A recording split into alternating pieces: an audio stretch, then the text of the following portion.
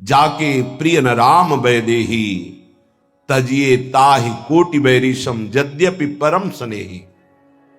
यद्यपि वो परम संबंधी है, स्नेही है, पर वो प्रभु से श्रद्धा भाव नहीं रखता है, तो हमें अंदर से उसका बिल्कुल किसी तरह का सम्मान, प्रियता ये नहीं रखनी। अगर हम तनिक भी सम्मान देंगे तो वो हमारे पास बैठेगा और हमारे कानों में जो नहीं पड़ना चाहिए ऐसे शब्द सुनाएगा। अगर हम प्रियता रखते हैं तो उसका असद भाव हमारे पर आक्रमण करेगा। निर्लिप्तता ही परमार्थ की सिद्धि है। जो जितना निर्लिप्त अर्थात ममता रहित, आसक्ति रहित है, वो उतना ही परमार्थ में सुदृढ़ भाव से चल पाएगा। इसलिए उपासक, कलिकाल है, सत्संग मिलना दुर्लभ है, कुसंग की बहुतायत है। सतमार्ग पर चलना बहुत कठिन है, असत का ड्रामा बहुत है, माया की नौटंकी बहुत है, लेकिन सतमार्ग में चलना बहुत कठिन है। सम्यक बोध होना यह बहुत दुर्लभ बात है। किसी एक अंग को जान करके अन्य की निंदा करना यह अल्पज्ञों का स्वभाव और प्रभाव होता है। जहां प्रेम रस में प्रवेश पाने के लिए वेद का भी त्याग है, लोक की त्याग की क्या बात। वेदान्न संन्यस्ति, स्वयं भगवान की श्वासों से भगवान वेद का प्रादुर्भाव हुआ। वही भगवान श्री कृष्णचंद्र जी के रूप में कह रहे हैं, त्रिगुण्य विषया वेदा निस्त्रिगुण्य भवा अर्जुन। जहां वेद त्रिगुण के अंतर्गत की बात करते हैं उनका त्याग कर दो और त्रिगुणातीत हो जाओ, वेदातीत हो जाओ। सम्यक बोध ना होने के कारण वो एक सिद्धांत को पकड़कर अन्य सब की निंदा करने लगता है, वो अल्पज्ञ है। कहीं भी किसी भी सिद्धांत की निंदा करने की आवश्यकता नहीं, क्योंकि सब सिद्धांत, सब मार्ग, सब उपासनाएं उसी एक परमात्मा की हैं। अपनी उपासना को अपने लिए सर्वश्रेष्ठ मान करके तन्मयता पूर्वक उसमें लगो तो आपको पता चल जाएगा कि एक ही है जो अनेक रूपों में भास रहा है। अगर हम किसी की निंदा करते हैं तो हम अपने आराध्य देव की करते हैं, अपनी आत्मा की निंदा करते हैं।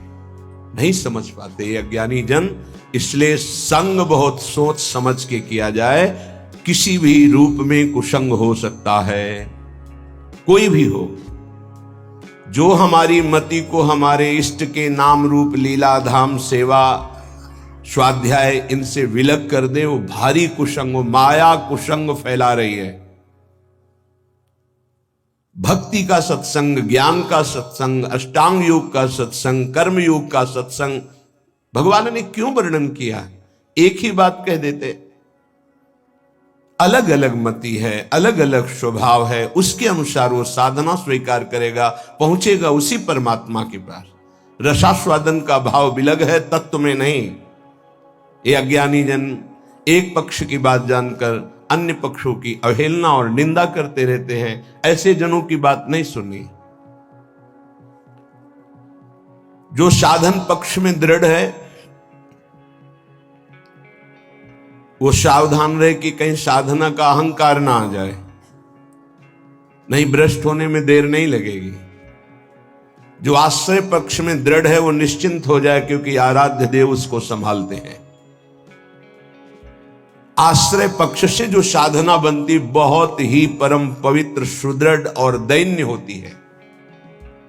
इसलिए आश्रय, गुरु का आश्रय, भगवत चरणारविंद का आश्रय अत्यंत आवश्यक है।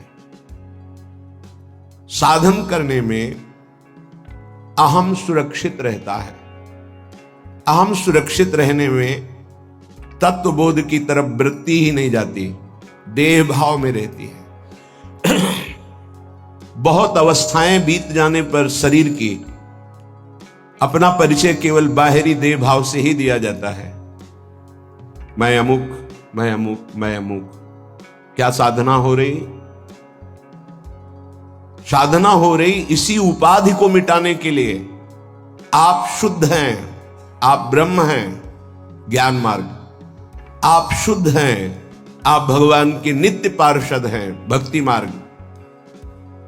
फिर उपाधियां क्यों ये जोड़ा जाता है, मैं अमुक हूं, मैं अमुक हूं, मैं अमुक हूं। इन्हीं को मिटाने के लिए तो साधना है। शुद्ध परमार्थ का स्वरूप समझना, गुरु कृपा ही केवलम।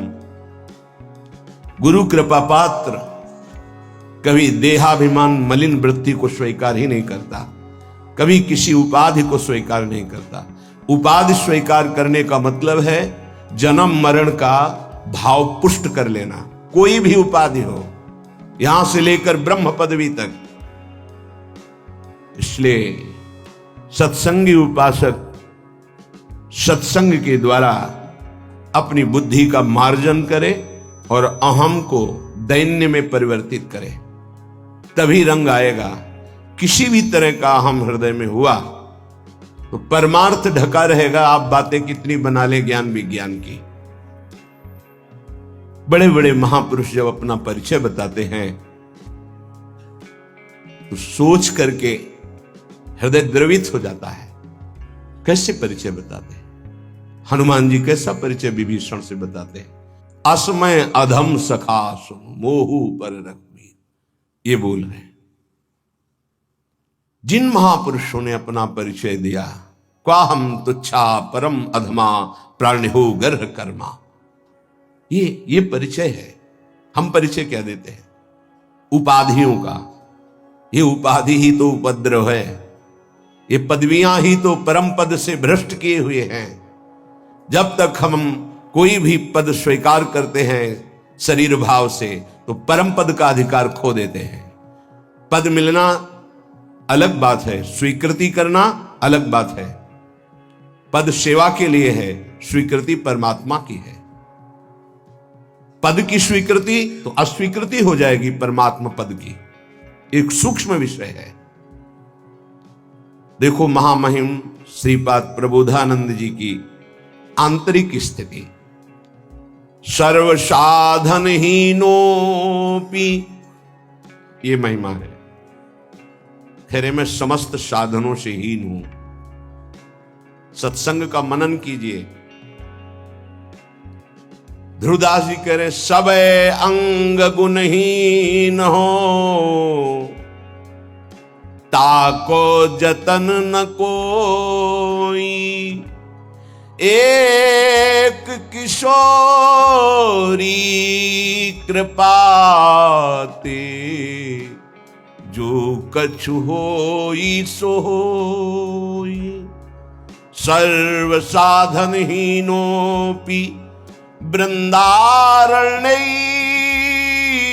संश्रयः, यह कोपि प्राप्नुयात् देव राधा प्रिय रसोत्सवम्।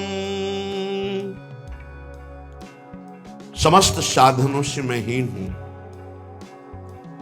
पर मैंने एकांत भाव में वृंदावन का आश्रय ले लिया। एकांत भाव कहते हैं सिर्फ केवल वृंदावन का आश्रय। बस वृंदावन की कृपा से प्राप्नुया देव राधा प्रिय रसोत्सवम, मुझे श्री किशोरी किशोरजू की प्राप्ति हुई वृंदावन की कृपा से। आश्रय वृंदावन का लिया, ये बड़ी दुर्लभ बात है। धाम का आश्रय बहुत दुर्लभ बात है। इसका परिचय आपको प्रायः नहीं मिलेगा। धाम परम कृपालु है, जिसकी गोद में स्वयं प्रिया प्रीतम खेलते हैं। यदि धाम का आश्रय हो जाए, यहां आश्रय शब्द पर जोर दिया, संश्रया, आश्रय। वास तो किसी किसी को मिलता है सौभाग्य, पर ऐसा नहीं कि जिसको वास नहीं मिला उसे प्रिया प्रीतम नहीं मिल सकते, उसे प्रेम नहीं मिल सकता, वो दिव्य वृंदावन की लीलाओं में प्रवेश नहीं पा सकता। ऐसा बिल्कुल नहीं है। समस्त साधनों से हीन हो दूसरे भाव में, लेकिन उसने एकांतिक भाव से वृंदावन का संपूर्ण हृदय से आश्रय ले लिया है, तो उसके हृदय में एक अद्भुत रस, यह कोपी, वो कोई रस, कोई संबोधन करे, वो कोई रस। कौन सा रस? बोले रसोत्सवम, जो महारास रस से युक्त है, जो महाप्रेम विलास से युक्त है। किनका? बोले राधा प्रिय श्यामा श्याम का। श्यामा श्याम का कोई एकांतिक प्रेम, कोई एकांतिक रासोत्सव रस विलास उस उपासक के हृदय में प्रकाशित हो जाता है, जो एकांतिक भाव से, एकांतिक भाव, कोई मिलावट नहीं, केवल वृंदावन का भरोसा, वृंदावन का आश्रय। इसमें दैन्यता की बहुत आवश्यकता है। अगर अभिमान का नाश हो जाए तो बहुत जल्दी भगवत प्राप्ति हो जाए। यही आगे बहुत बड़ा पहाड़ की तरह खड़ा है, उस तरफ श्यामा श्याम, इधर बीच में पहाड़ अहंकार का। बहुत कड़ुआ है ये, बहुत कड़ुआ। जहां ये जगता है तो कड़ुआ ही कड़ुआ रहता है, स्वयं को जलाता रहता है, दूसरों को जलाता रहता है। ऐसे इसकी बात होती है, ऐसे इसके आचरण होते हैं अहंकार के। इसकी गलित होने की वृत्ति एकमात्र महापुरुषों के पास, दूसरे के पास नहीं। यदि संत महापुरुषों का आश्रय ले लिया जाए और उनके चरणों की रज का सेवन किया जाए, उनकी आज्ञा में रहा जाए, तो अहंकार नष्ट हो जाए। और किसी से नहीं होगा। रहु गणित तपसा नयाति न चेज्या न निरूपणात् गृहाद्वा न छंदसा नैव जलाग्नि सूर्यो बिना महत्पाद रजोभिषेकम। चाहे जो आराधना कर लो, ये और पुष्ट होता है। मैंने इतने वर्ष जल में खड़े होकर मंत्र जपा, मैंने ये मैं तिनकी संगति रहत जाति कुल मद सबनन सही, संतत सेवक सदा भजत जे श्री हरिवंश ही। जो रसिक महापुरुष है, उनके संग से अहंकार नष्ट हो जाता है। उनकी आज्ञा का पालन, उनकी चरण रज का सेवन, दैन्यता जो प्रियालाल को बहुत प्रिय है, वो जागृत हो जाती है। तभी दिव्य तत्व का अनुभव होता है। देखो, अगर वृंदावन वास हो रहा, किसी भी तरह का कोई अभिमान है, तो आप केवल प्राकृतिक दृश्य देख सकते हैं, चिदानंद नहीं। वृंदावन के तत्व को, रहस्य को, लीला को आप नहीं समझ पाएंगे रहते हुए भी। वृंदावन ही विधि बस है, तज कै सब अभिमान, तृणते नीचो आपको जाने सोई जान। वृंदावन में जो अपने को तृण से भी नीच समझकर समस्त अभिमानों को त्याग देता है, वही वृंदावन के रहस्य को जान पाता है। इसीलिए सर्व साधनहीनों भी अपने को श्रीपाद कह रहे, कोई साधन नहीं है मेरे में। अर्थात साधन तो सब है, पर अभिमान नहीं है। सबे अंग गुणहीन हो, न योग है, न ज्ञान है, न भक्ति है, न प्रेम है। हे प्रिया, जो हमें तो सिर्फ आपका भरोसा है। अगर कुछ भी बनेगा तो आपकी कृपा से बनेगा। श्री ध्रुवदास जी, कैसी उत्तम साधना है, आराधना है, स्थिति है, पर स्वीकृति दैन्यता की है। हम छोटी सी कोई साधन वृत्ति तो अहम में फूले रहते, कैसे हम जान पाएंगे प्रिया प्रीतम के प्रेम रस को? थोड़ा सा भजन होता है तो हम महापुरुषों में भी होड़ वृत्ति जागृत कर लेते हैं अपने अंदर कि इनमें तो ये नहीं है जो मेरे में है। तुम्हें क्या पता, तुम में जो है वास्तविक उनमें नहीं है वो। अगर तुम अपने की मिटा दोगे तब तुम उनको जान पाओगे। अहम, जब तक वो वस्तु नहीं आती तब तक अहम रहता है, जब तक वो अहम करने लायक वस्तु आती तो अहम नहीं रहता है। ये अध्यात्म है, ये परमार्थ है। बहुत पवित्र बुद्धि, पवित्र विचार, दैन्य भाव, इसके द्वारा ये जाना जाता है। ये भगवत मार्ग बुद्धि के द्वारा नहीं जाना जाता। बुद्धि के द्वारा आप अपने आप को भी नहीं जान सकते, फिर आप जिनके अंश हैं उनको कैसे जान सकते हैं? बुद्धि प्राकृतिक है, केवल प्रकृति को भी एक सीमा तक जान सकती, असीम प्रकृति को नहीं। फिर ऐसी अनंत शक्तियां जिनकी हैं, उन परमात्मा को कैसे बुद्धि जान सकती है? बिना साधन के पढ़ लिख कर केवल शास्त्रों से कोई भगवान या भगवत तत्व का बोध या निर्णय नहीं कर सकता। अगर ऐसा होता तो जितने भी महाभागवत तपस्वी जन, ऋषि जन, ब्रह्म ऋषि जन इन्होंने फिर व्यर्थ में इतना तितिक्षा की, इतना कष्ट सहा, संयम से रहे। आप मनमानी भोजन करें, मनमानी आचरण करें और ब्रह्म तत्व को जान जाएं, भगवान को जान जाएं, तुम्हारी बुद्धि श्रद्धा और विश्वास से परिपक्व हो जाए असंभव। जब तक आपका किसी महापुरुष से आंतरिक संबंध नहीं होगा, जब तक आप किसी महापुरुष की आज्ञा में साधन परायण नहीं होंगे, तब तक आपकी प्राकृतिक बुद्धि परमात्मा तत्व का निश्चय करने की योग्यता ही नहीं रखती। भोगैश्वर्य प्रसक्ता नाम तया प्रहृत चेतसाम व्यवसायत्मिका बुद्धि समाधौ न विधीयते, श्री भगवान के वचन है। जिसका चित्त भोग और ऐश्वर्य ने अपहृत कर लिया है, उसकी बुद्धि कभी परमात्मा प्राप्ति की योग्यता ही नहीं रखती, उसमें निश्चय ही नहीं हो सकता। और ऐसी बाहुल्यता है जो भगवान को भी एक कल्पना मानते हैं और माया की कल्पनात्मक वृत्ति को सत्य मानते हैं। इसलिए उपासक सावधान, जो श्री भगवान के तत्व को नहीं जानते, जो श्री भगवान की महिमा को नहीं जानते, जो श्री भगवान को नहीं मानते, हमें उनमें भी भगवत भाव करके उनसे दूरी बना के रखनी है। शरीर भले समीप रहे किसी संबंध के कारण, लेकिन चित्त केवल चित्त चोर प्रभु को दे, तभी जीवन सार्थक हो सकता है। नहीं तो माया ने ऐसे पर्दे लगा रखे कि आपको भ्रम हो जाएगा कि भगवान है भी कि नहीं। ऐसे भ्रमात्मक पुरुषों का संग अपने सतमार्ग में बहुत बड़ी बाधा खड़ा कर देगा कि आराध्य देव पे ही संशय हो जाएगा, और संशयात्मा विनश्यति, उसका पतन निश्चित हो जाता है। क्योंकि इस फिसलन वाली माया में कोई रोकता है तो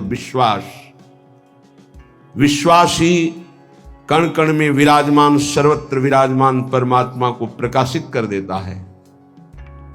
विश्वास जितना दृढ़ होता जाएगा उतना ही परमार्थ पुष्ट होता जाएगा।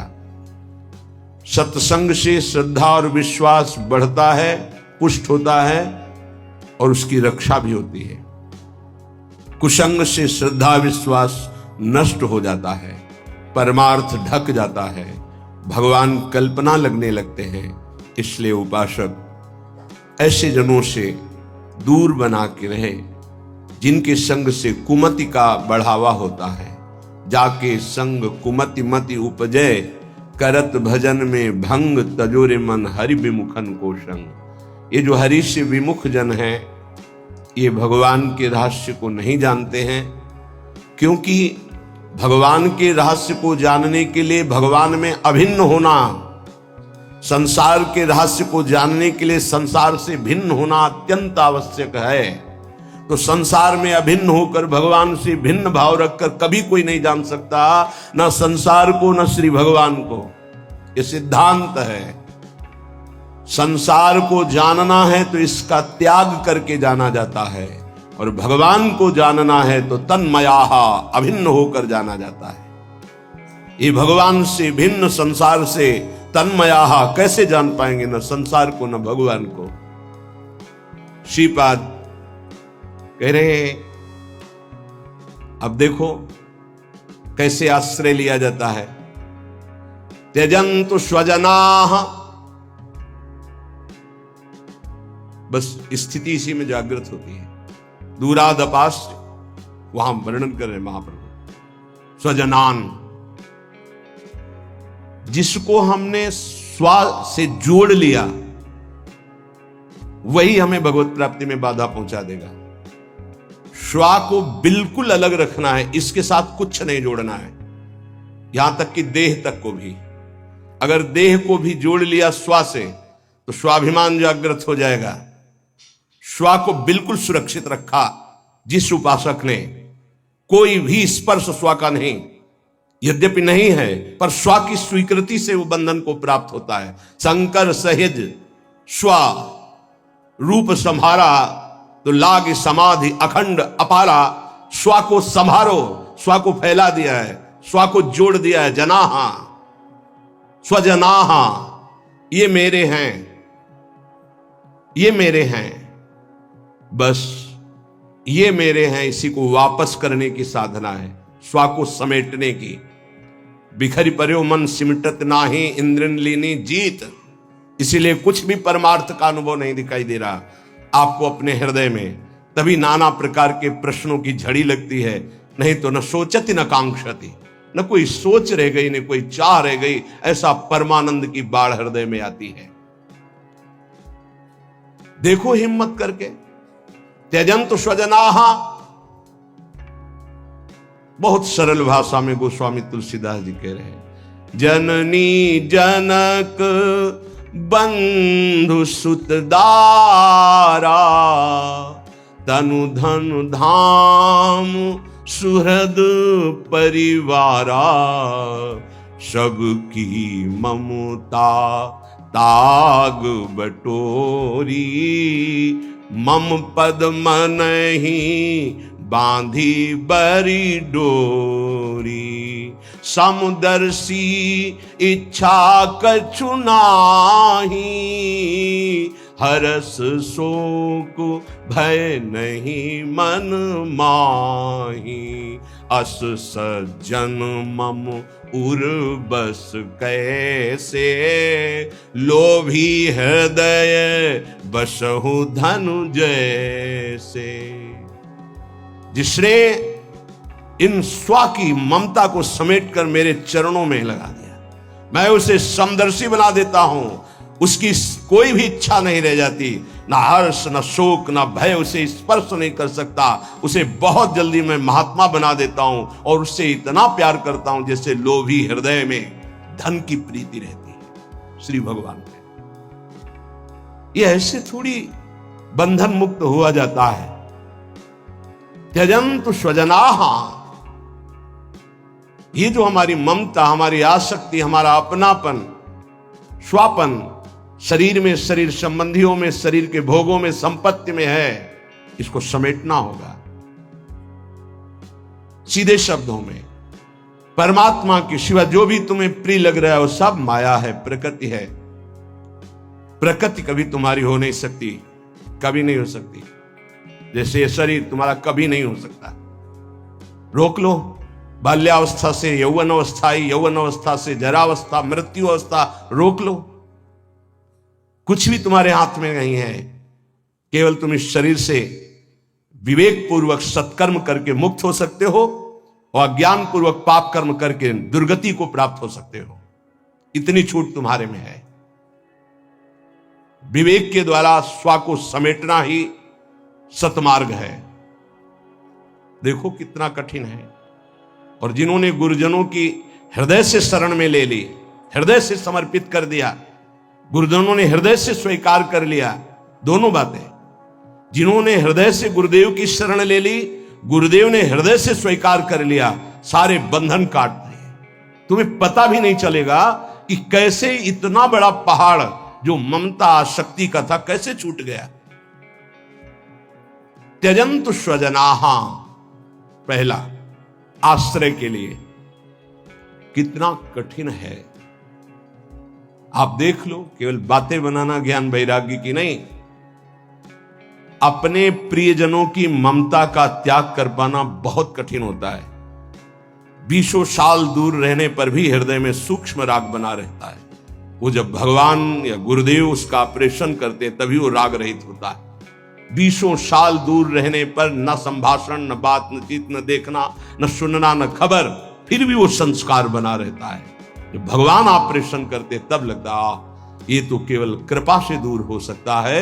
हम समझते हैं कि हमारे दूरी रहने से दूर हो जाएगा, नहीं, कृपा से, गुरु कृपा, हरि कृपा, तब सब राग शांत हो जाते हैं।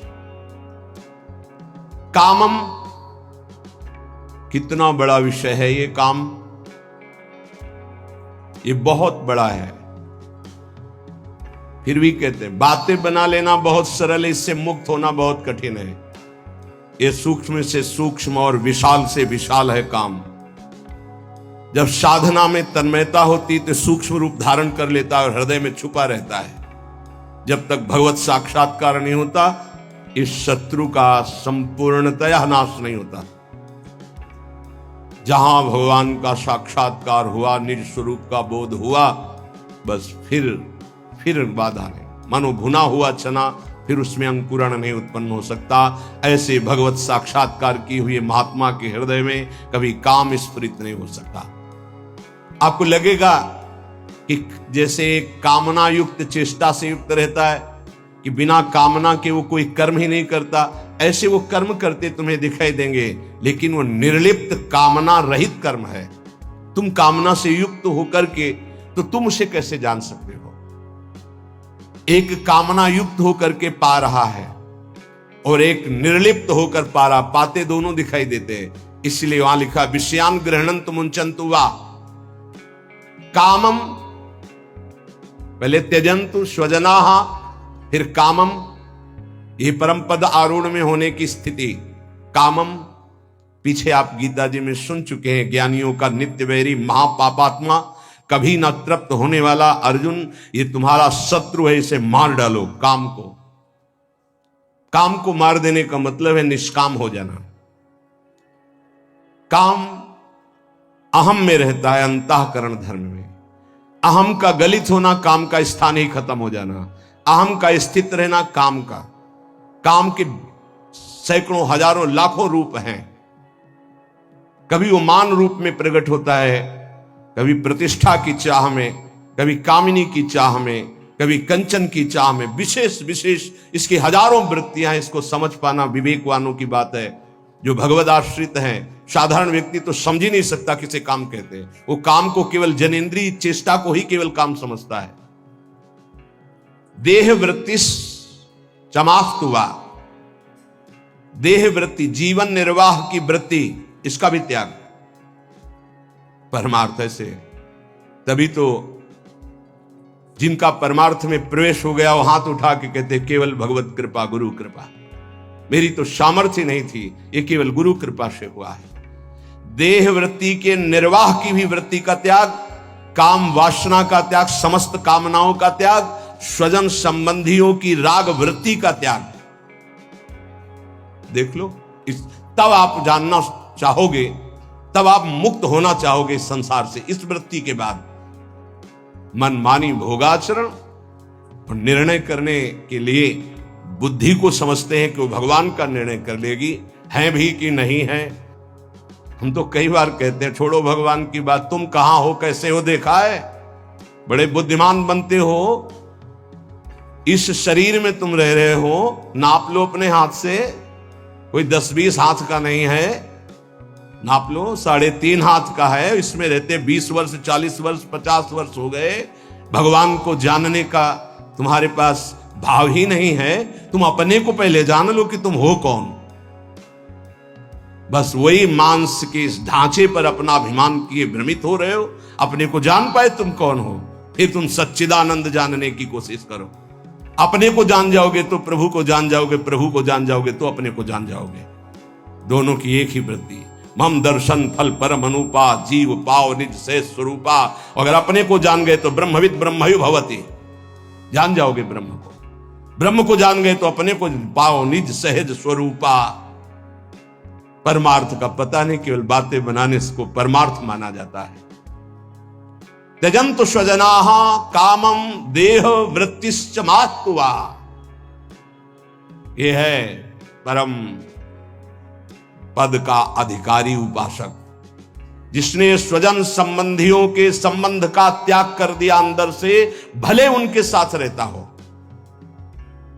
जिसने काम वृत्ति का सर्वनाश कर दिया, किंचन मात्र कोई भी कामना हृदय में स्फुरित ही नहीं होती। जो अपने शरीर निर्वाह की वृत्ति का भी त्याग कर दिया, वो महापुरुष, वो परम पद में आरूढ़ माना जाता है।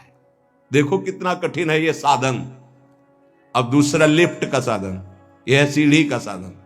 हम जैसे भी हैं, कामी हैं, क्रोधी हैं, मोही हैं, लोभी हैं, हे श्री जी आपकी है, हे गुरुदेव आपकी है। अब यहां वो छोड़ने की बात नहीं आएगी, वो छोड़ाता हुआ चला जाएगा। फर्स्ट, सेकेंड, थर्ड फ्लोर निकलते चले जा रहे हैं। आशांत रस, दास, सख्य, वात्सल्य, कांता, सहचरी पद। वहीं जाके गेट खुला, तब उसको पता चला मैं कहां हूं, बोले सहचरी भाव में। कृपा, बस ये कोई हलचल नहीं। आप बैठ चुके हैं लिफ्ट में, लिफ्ट चल रही है, राधा राधा राधा राधा, मन क्रम वचन त्रिशुद्ध सकल मत, हम श्री हित हरिवंश उपासी, चल रहा है। नहीं आपने परिवार के राग का त्याग किया, मुझे कुछ पता नहीं। नहीं आप निष्काम है, मुझे कुछ पता नहीं। नहीं आपने देहवृत्ति का त्याग किया, मुझे इसका भी पता नहीं। तो आपको पता क्या है? गुरुदेव मेरे, श्री जी मेरी। इसे कहते हैं आश्रय। आश्रित है तो आश्रित के समस्त बाधाओं को आश्रय दाता निवारण कर देता है। बहुत प्रवीण कृपालु श्री भगवान है, बहुत ज्ञान समुद्र है। जो हम जन्म जन्म में नहीं त्याग पाते, वो एक सेकंड में छुड़वा देते हैं, एक सेकंड में। इसलिए भरोसो दृढ़ इन चरणन किरो।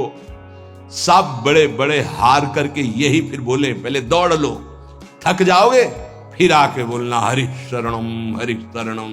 तुम्हारा सारा ज्ञान विज्ञान जब पूर्ण हो जाए तब बोलना हरि शरणम हरि शरणम। ये कामना, काम बड़ा शत्रु है, इसीलिए उन्नति नहीं हो पाती अध्यात्म में। और जो संसार में, उनको तो पता ही नहीं कि मैं पाप कर रहा हूं, वो और खुश होते हैं कि आज हमने ये भोग लिया, आज हमने ये छल कर लिया, आज हमने ये कपट कर लिया। कामना से कर्म होते हैं, कामना जितनी बढ़ती जाती है, पाप कर्म उतना ही बढ़ते जाते हैं।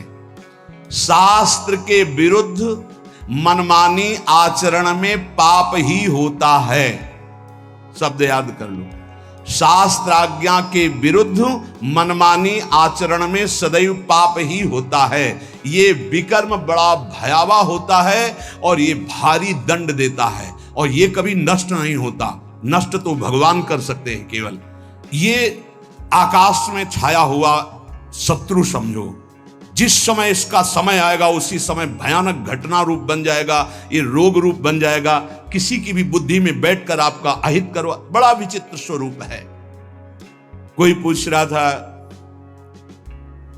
कि भाई भगवान के यहां तो बहुत नरक भोगवाएं, फिर यहां जन्म दें और कष्ट दें, ऐसा एक पाप कर्म है?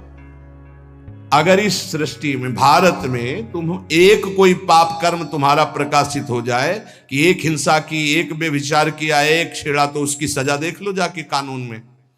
बोले 20 वर्ष की जेल और 1 लाख रुपया जुर्माना। इसके बाद जुर्माना क्यों, जब उसको सजा दी जा रही है तो जुर्माना कैसे दे? उसको तो सजा दे दी। नहीं नहीं, कानून है, ऊपर से है जुर्माना।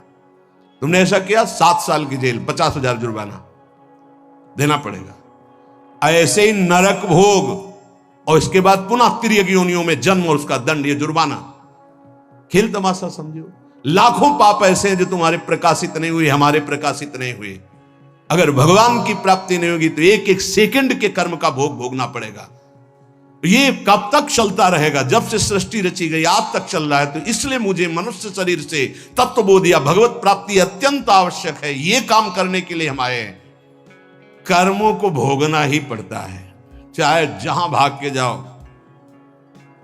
किसी ने प्रश्न किया था कि आपने कहा देवराज इंद्र ने अहिल्या के साथ गलत व्यवहार किया, तो आपने ये नहीं बताया उसको दंड क्या मिला। क्योंकि दंड का विषय नहीं चल रहा था, विषय चल रहा था कि भोगाकर्षण कितना प्रबल होता है कि हजारों लाखों अप्सराओं का स्वामी भी, देवराज इंद्र भी, एक मुनि की कुटिया में जाता है और वहां ऐसे गंदे भाव से गौतम ऋषि का वेश धारण कर कर अहिल्या जी का, तो उसको जानते हो क्या दंड मिला था? उसको 1000 भग हो जाए तुरंत साप मिला था। तुझे भग से, भग माने योनि, तुझे योनि से बहुत प्यार है, तू देवराज इंद्र है, तू जो चाहे कर सकता है, तो देख मैं अभी तुझे दंड देता हूं। गौतम ऋषि ने कहा सहस्त्र भगधारी हो जा। पूरे शरीर में हजारों योनियां हो गई और हर योनि से महान दुर्गंध, अब बैठ त्रिभुवन पति बन करके चरणों में लौट गए। 1000 योनि पूरे शरीर में, योनि योनि, और दुर्गंध युक्त घृणास्पद घोर नर्क समझो, घोर नर्क। चरणों में गिर गए, महाराज त्रुटि हो गई, आप भगवत स्वरूप ऋषि हो, आप बड़े दयालु, बहुत विनय की। तब का भोग तब तक जब तक भगवान रामावतार में नहीं आते। जब श्री राम अवतार लेंगे तो उनके दर्शन के लिए ब्रह्मादि सब देवता उपस्थित होंगे, तू भी उपस्थित होगा। तब यही भग हजार नेत्र रूप में परिणित हो जाएंगे। ये दंड मिला था। तो जानते हो, सिंहासन में बैठने से शर्म आती थी और महल में रहते थे अमरावतीपुरी में, निकलना मुश्किल था क्योंकि हजार भग खुला उनके शरीर में बने हुए थे। कर्मणो गहनो गति, गहन है कर्म की गति, भोगना पड़ेगा।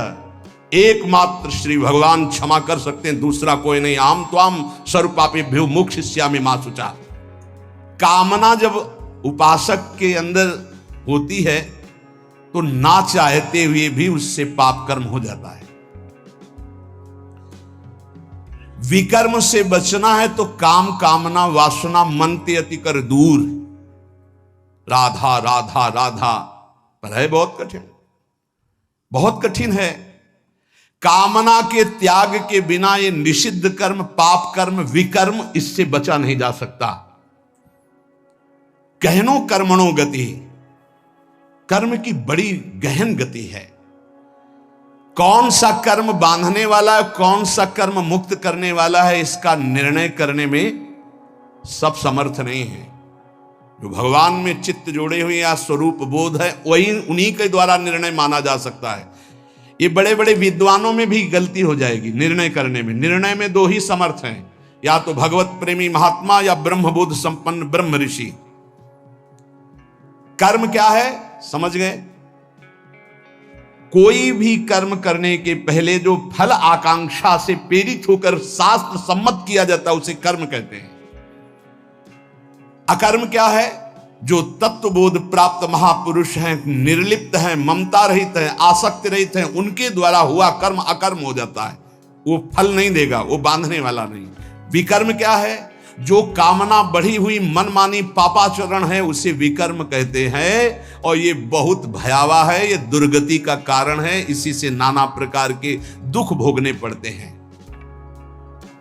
श्री भगवान कह रहे हैं जो कामना से कर्म होते हैं वो कामना अधिक बढ़ जाने पर केवल पाप होने लगते हैं। जैसे धन की कामना से कर्म शुरू होते हैं, फिर धन की जब ज्यादा इच्छा हो जाती तो बेईमानी, चोरी, हिंसा, छल कपट, इसके करने में कोई भय नहीं रह जाता। अकर्म हमारे कर्म हो जाए ये बहुत जरूरी है। अकर्म, उसके दो ही उपाय हैं, या तो निर्लिप्त, फलासक्ति रहित, ममता रहित, ये तो स्वरूप बोध महापुरुष में होता है। तो एक सरल उपाय है, अपने शास्त्र सम्मत कर्तव्य कर्मों को फलिच्छा का त्याग करके श्री भगवान को समर्पित कर दो। राधा राधा जपो। नहीं, बहुत यहां जो भी करोगे उसका दंड मिलेगा। महाप्रभु हरिवंश चंद्र जी कहते हैं, जैसी हरिवंश नरक गति दुर्भर, यम द्वारे कटियत नक छीके। छींक दिया उसका भी है, कहां छीका, किस जगह, अंगुली उठाई किस लिए? एक एक चेष्टा का तुम्हारे कहने से थोड़ी होगा। अरे कहीं कुछ नहीं, ये बावरे लोग हैं, इनको क्या पता है। जब दंड मिलते हैं तब इनको समझ में नहीं आता कहां से मिल रहा है दंड। अजर अमर हो, अविनाशी हो, शरीर को लेकर के देहाभिमान से बात कर रहे हो, कोई भगवान नहीं, कोई नहीं। तुम्हारे आंख मूंदने से हो जाएगा क्या? इस अपराध का दंड है। ऐसे ही यहां जो पापाचरण कर रहे हो, कोई भगवान नहीं। इसका जब हिसाब आएगा तब तुम्हें पता चलेगा। करुणा निधान स्वामी ने ये जन्म तुम्हें अपनी तरफ से करुणा करके दिया है कि तुम मुक्त हो जाओ। उपासक को चाहिए कि कामना का नाश करके, विकर्म का नाश करके अकर्म हो जाए, तभी वो जीवन मुक्त होता है। कर्मण्य कर्म यह पश्येद कर्मणि च कर्म यह, सा बुद्धिमान मनुष्येषु स युक्तः कृष्ण कर्म कृत। बड़ी बात कह रहे हैं श्री भगवान। कर्मण्य कर्म यह पश्येद कर्मणि च कर्म यह, जो मनुष्य कर्म में अकर्म देखता है स्थिति, और जो अकर्म में कर्म देखता है, वो मनुष्यों में सर्वश्रेष्ठ बुद्धिमान है, वो योगी है, वो ज्ञानी है, वो संपूर्ण कर्मों को करने वाला होते हुए भी कृतकृत्य जीवन मुक्त है। ये स्थिति है। कर्मण्य अकर्म यह पश्येत, कर्म करते हुए भी अकर्म स्थिति, कर्म करते हुए भी निर्लिप्त रहना।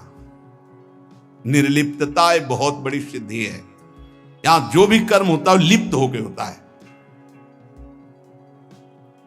मानो आधी आपकी परिक्रमा हुई, चलो अब बैठ करके पद गाते हो गए। नहीं नहीं, थोड़ा ही तो रह गया, पूरी हो जानी चाहिए। क्यों, कौन सा फल चाहिए, कौन सा फल चाहिए? नहीं, पूरी होने पर ही सिद्धि होती, फल प्राप्त होती। फल आगे रख लिया ना, लिप्त हो गए, लिप्त। ये इसी तरह सब शुभ से शुभ, बड़े से बड़े कर्म में निर्लिप्तता का मतलब है पूर्ण होना, ना होना, लाभ होना या हानि हो जाना, जय या पराजय, सुख या दुख, सुख दुखे समय कृत्वा लाभा लाभो जया जयो, ये निर्लिप्त स्थिति है। पूर्णता पूर्णता से मतलब कोई संकल्प नहीं, स्वाभाविक सहज ही। आगे इस श्लोक में इसका भी भगवान वर्णन करते हैं। पूरा हुआ कर्म या नहीं पूरा हुआ, फल अनुकूल आया या प्रतिकूल आया, आया या नहीं आया, इससे किसी से मतलब नहीं। निर्लिप्त, शास्त्र सम्मत केवल कर्म बिना किसी संकल्प इच्छा के हो रहा है। यंत्रवत, अमुक कर्म मैं करता हूं, इस कर्म का फल ये होता है, ऐसा लक्ष्य रख करके जो भी कर्म किया जाता है वो उसे बांधता है। ध्यान दीजिए, यहां भगवान बहुत सावधानी की बात कर रहे हैं।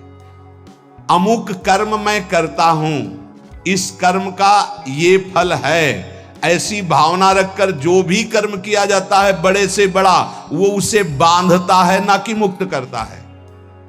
प्रत्येक कर्म का आरंभ और अंत होता है, शुरू और विश्राम होता है, इसलिए उसका फल आरंभ और अंत वाला होता है। परंतु हमारी जो दुख निवृत्ति होगी वो नित्य पद में होगी, जो निरंतर है, आनंदमय है, सच्चिदानंदमय है, वो अंत आदि वाला नहीं है। क्रियाएं सब आदि अंत वाली हैं, परिवर्तनशील हैं, उनके फल परिवर्तनशील है। पर जीव फल की इच्छा रख करके ही हर कार्य करता है। अंदर की बात है, बिना फल की इच्छा किए तुम कोई कार्य नहीं करोगे। आज ऐसा करते हैं, पहले फल आएगा उसका, इसका फल क्या होगा, ये चलो ऐसा करते हैं। इसलिए भगवान कहते हैं कर्मण्य कर्म यह पश्चेत, जो कर्म करते हुए अकर्म कर दे, उसको फल देने लायक न रखे, तभी जीवन मुक्त होगा। क्या कर्म होगा, निर्लिप्त, अनासक्त, फल की इच्छा रहित। हो रहा है, हो गया तो जय जय, नहीं हुआ तो जय जय, में कोई फल थोड़ी चाहिए था। स्वाभाविक एकदम, कितनी अखंड प्रसन्नता, परम विश्राम। लेकिन ये बात जब तक स्व का बोध नहीं है तब तक नहीं होगा। वो बहुत परेशान हो जाएगा, चिंतित हो जाएगा। फल की इच्छा ना रखने से नया राग उत्पन्न नहीं होता, नया राग उत्पन्न ना होने से वो बंधन मुक्त हो जाता है। ये कैसे समझ में आएगा, बहुत कठिन है ये समझ में आना। साधक सर्वथा वीतराग तभी होगा जब उसका नया राग उत्पन्न ना हो।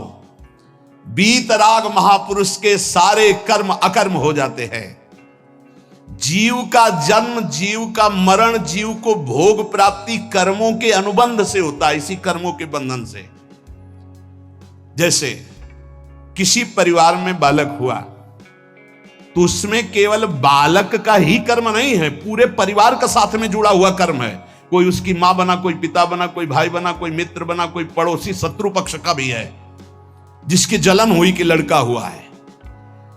ऋणानुबंध, उनमें सैकड़ों हजारों लाखों के कर्म बंधन उस बालक से जुड़े हुए हैं। किसी का वो ऋण चुकाने आया है और किसी से ऋण वसूल करने आया है।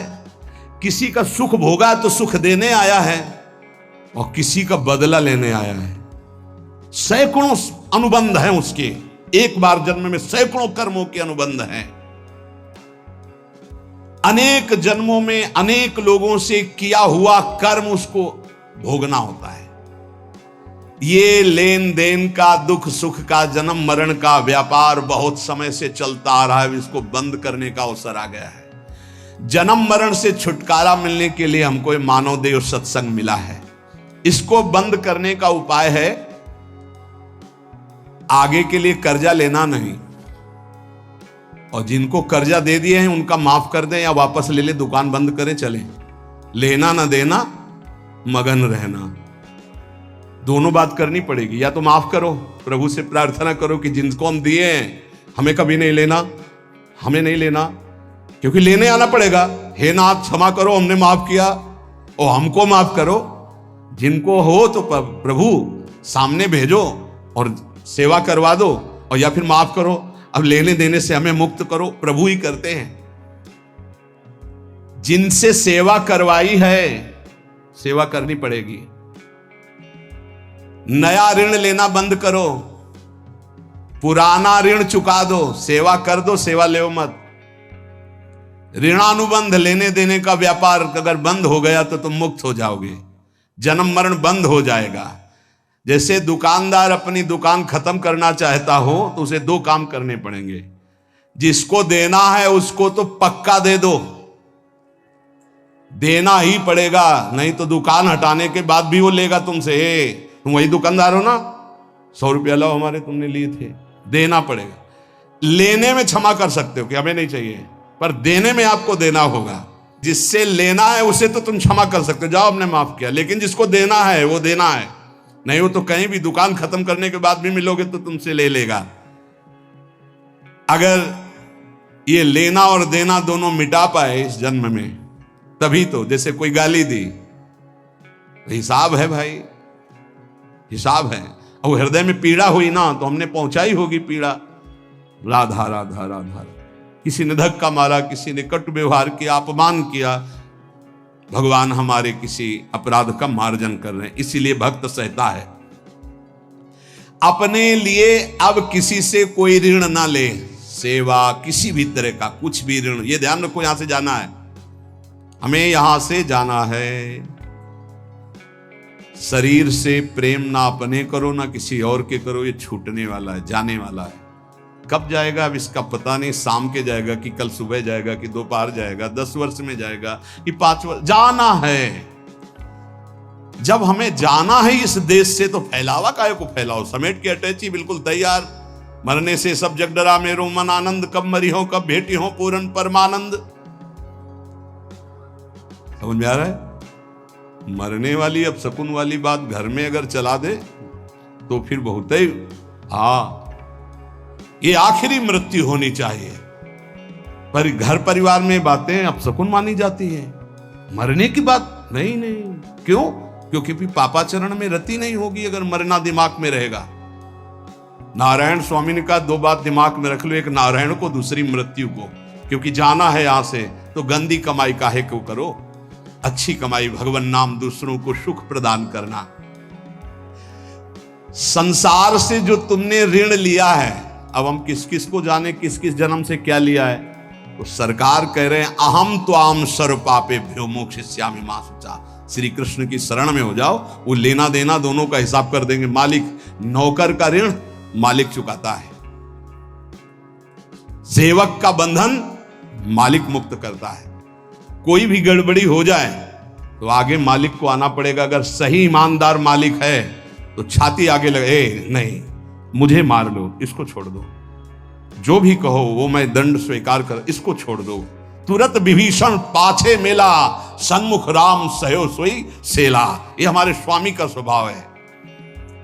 सेवा भजन जप ध्यान समाधि, अगर ये अपने लिए है तो बंधन बहुत जोर का भी रहेगा समाधि तक, और अगर ये जगत मंगल के लिए है तो लेना देना खत्म हो जाएगा इसी से। ये भी अपने लिए नहीं है। अब आप ये भी समझ लीजिए, कह रहे सेवा भजन जप ध्यान समाधि ये जगत जगदीश स्वरूप है, इनके लिए है। जो भजन कर रहा हूं, सर्वे भवन्तु सुखिना सर्वे सन्तु निरामया, अगर इसका सुख मेरे लिए है तो फिर आओ यहां। अगर ये भगवान को समर्पित है, बहुत समझना है, बहुत समझना है। ये महापुरुषों के वचन हैं। कैसे आओगे? देवराज इंद्र, बड़े बड़े देवता, बड़ी बड़ी पदवियां, बड़े बड़े वैभव, ये सब साधन भजन करने वाले को तो मिले। मानो जो इसी देश के बड़े बड़े पदों में है, सब पुण्यात्मा है, इनका तप हुआ है। अब जो किया जाएगा वो आगे की फसल है, लेकिन पीछे की बहुत जोरदार फसल है। अगर मुक्त होना चाहते हो तो भजन भी अपने लिए नहीं है। तो दीहम वस्तु गोविंदम तो भ्रमेयो, लेना न देना मगन रहना, जीवन मुक्त हो गया। अब आपको लगेगा, जानते हो कैसे बात करते हैं महाराज, आज से एक माला आपके लिए कि आपका रोग ठीक हो जाए, और 10 हमारी, एक माला सिर्फ आपको देंगे। इष्ट और गुरु को एक माला, 10 माला मेरी। नहीं भैया, मेरा अस्तित्व नहीं, अब जो कुछ हो रहा है वो सब आपके लिए है। आप जीवन मुक्त हो गए। ये बड़ा सूक्ष्म विषय है, बड़ा सूक्ष्म विषय। जीवन मुक्त होने के लिए आना न जाना, सेवा भजन जप ध्यान समाधि, ये केवल संसार के हित के लिए है। माला के घुमाए, इतना कष्ट सहकर माला घुमा रहे हो, करे दूसरों के मंगल के लिए है। यही है लेना न देना मगन रहना, इसी से सब कर्जा मिट जाएंगे। भजन करने से सबके कर्जे निपट जाएंगे, जन्म जन्मांतर के जो है। नहीं कहां तक देंगे हम? कोई पीट रहा है, किसी को पीट रहे, सब हिसाब किताब हो रहे। कभी गर्भई में नष्ट हो गए, कभी जवानी में, कभी ये, कितना प्रपंच है। जब तक किसी के भी साथ संबंध रहेगा तो इस प्रकृति में आना पड़ेगा। एक और ऊंची बात है कि अब मैं भजन करता नहीं, मेरा राम भजन करते हैं। ये अब मतलब संतों की बात को कोई समझ पाए बड़ा कठिन होता है। लेकिन तुम ना ले आना ये बात अभी से कि हाँ हम तो भजन नहीं करते, श्री जी हमारा भजन करते हैं। वो बहुत ऊंची स्थिति की बात, जीवन मुक्त महापुरुषों की बात। भला ये बात पचेगी कि आज से जितने माला करेंगे, पाठ करेंगे, भजन करेंगे, वो सब अड़ोस पड़ोस में बट जाएगा, तुम्हारे लिए नहीं रहेगा। हम क्यों जाए फिर बाणी पाठ में, हम क्यों माला चलाएं? इतनी परेशानी होकर माला चला तो मेरे लिए नहीं है। इसका मतलब समझते हो? इसका गूढ़ मतलब है, एक माला जपा और कह दिया कि सबका मंगल हो, तो सबके मंगल का जो फल है वो आपको भगवत प्राप्ति करा दिया। समझ रहे हो? ये आंतरिक रहस्य है संतों का। 1 रुपया फेंको और 1 अरब रुपया एक साथ फायदा ले लो। फायदा हुआ कि नहीं हुआ? अगर 1 रुपये में 1 अरब, तो भारत में तो जनसंख्या कितनी है? 140 करोड़ है। ये तो केवल मनुष्यों की हुई। और दीमक की कितनी जनसंख्या है? पशु पक्षियों की, चींटी की, कितने जीव हैं? सर्वे भवन्तु सुखिनः। भजन किया, साधना हुई, सर्वे भवन्तु सुखिनः, तो सबका कृपा प्रसाद मिला और वो भगवान को प्राप्त हो गया। समझ रहे हो? भगवत प्राप्ति, सबका कृपा प्रसाद मिला। भूल चूक से लेन देन जिसके साथ हो चराचर जगत में, सबका खत्म। क्योंकि भगवान नाम जप करके सर्वे भवन्तु सुखिनः, हम अपना भजन सबको देते हैं। तो उससे क्या हुआ? सबके हृदय में बैठे हुए मेरे आराध्य देव राधा वल्लभ लाल जी मुस्कुरा दिए, हमारा काम हो गया। अब समझ में आई बात? अगर ये ना कहें और कह दे कि संसार के लिए भजन करो, इतना कठिन काम भजन हम दूसरों के लिए करें, हम अपने कल्याण के लिए करेंगे।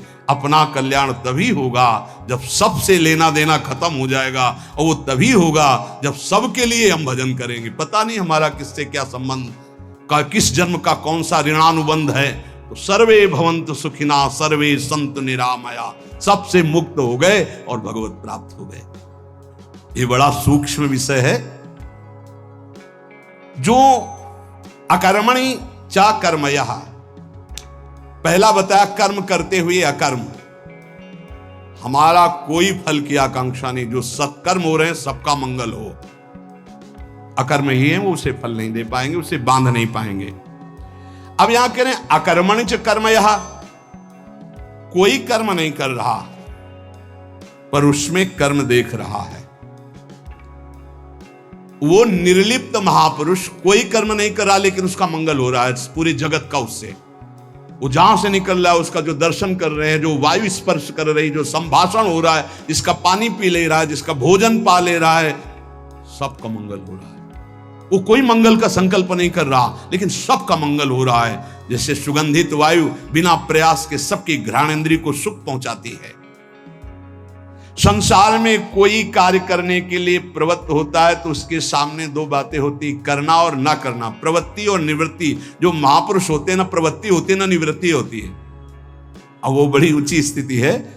ऐसे महापुरुष अकर्म में भी कर्म देखते हैं और कर्म में भी अकर्म देखते हैं, अर्थात निर्लिप्त रहते हैं। नैव तस्य कृते नार्थो ना कृते नेह कश्चन, कोई भी प्रयोजन नहीं होता पर स्वाभाविक जगत मंगल उनके द्वारा होता रहता है। जब तक कोई भी प्रकृति से संबंध रखेगा मुक्त नहीं हो सकता। ये सब प्रकृति है, स्थूल सूक्ष्म कारण, तीनों लोग, चराचर जगत। ऊब गए होगे सुन के। अब देखो जरा विचार, आश्रय कितना मीठा है ना।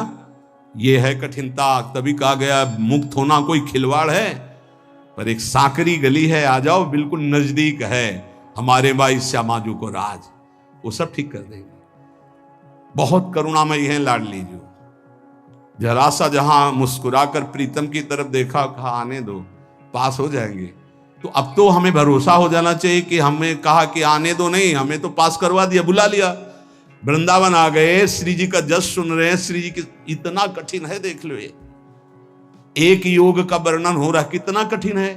प्रकृति की रचना से किंचन मात्र संबंध नहीं रखना, और यहां इसी में लगे हुए हैं, केवल इसी में, प्रकृति के ही पोषण में लगे हुए हैं। बड़ा कठिन। परमार्थ की उन्नति को नहीं जानता, प्रकृति की उन्नति को जानता है। प्रकृति से किंचन मात्र संबंध न रहना, यह परमार्थ की उन्नति है, अंदर की बात। इसीलिए अध्यात्म बड़ा सूक्ष्म है। ना प्रवृत्ति ना निवृत्ति, ऐसी स्थिति वो महापुरुष अकर्म में भी कर्म और कर्म में भी अकर्म स्थिति देखता है। चलना फिरना, खाना पीना, स्थूल शरीर की क्रियाएं, एकांत में रहना, चिंतन करना, ध्यान लगाना, सूक्ष्म शरीर की क्रियाएं, और समाधि लगाना, कारण शरीर की क्रियाएं, ये तीनों क्रियाएं मेरी नहीं है, निर्लिप्त। उस महापुरुष के द्वारा सारे कर्म अकर्म होते हैं। इसीलिए योगस्था कुर कर्माणि। सब बुद्धिमान मनुष्येषु, वही बुद्धिमान है जो कर्म में अकर्म और अकर्म में कर्म को देखता है। सायुक्तः, जो सिद्धि असिद्धि में, जय विजय में, लाभ हानि में, सुख दुख में समान रहता, वो भगवत प्राप्त महापुरुष होता है।